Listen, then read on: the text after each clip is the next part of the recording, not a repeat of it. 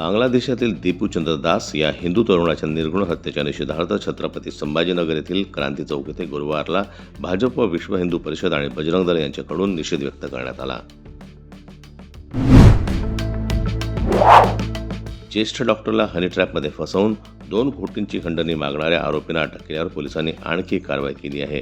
या प्रकरणात पोलिसांनी एका महिला यूट्यूबर किरण मेश्रामला अटक केली आहे। या प्रकरणात तथाकथित पत्रकार रविकांत कांबळे याच्यासह आतापर्यंत 9 जणांना अटक करण्यात आली आहे।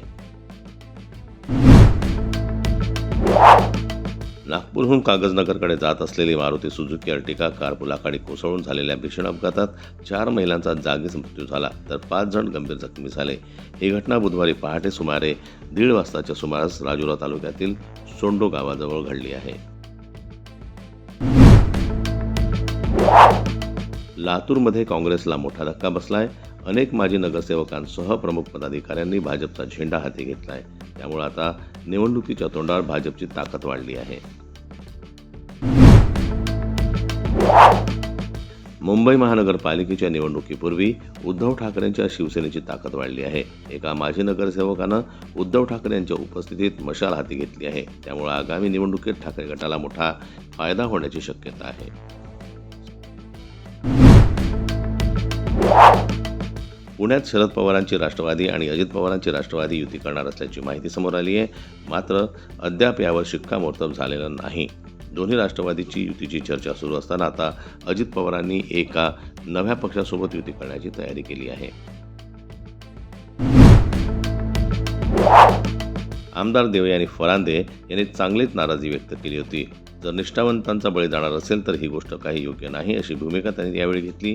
दरम्यान त्यानंतर आता महापालिका निवडणुकीच्या पार्श्वभूमीवर असाच इशारा भाजप आमदार सुभाष देशमुख आणि आमदार विजयकुमार देशमुख यांनी दिलाय।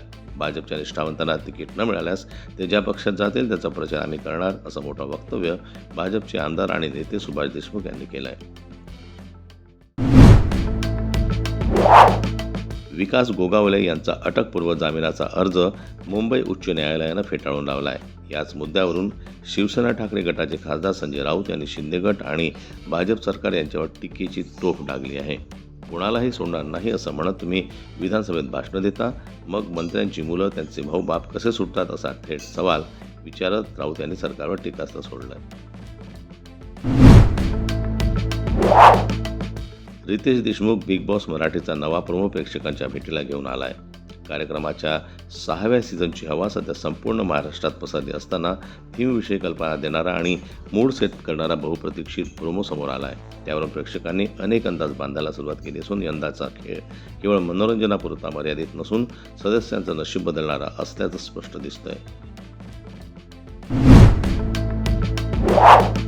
धुरंधर या चित्रपटाची फक्त कथा किंवा त्यातील कलाकारांचं अभिनयाचं दमदार नाही तर त्यातील गाणी सुद्धा जबरदस्त आहे।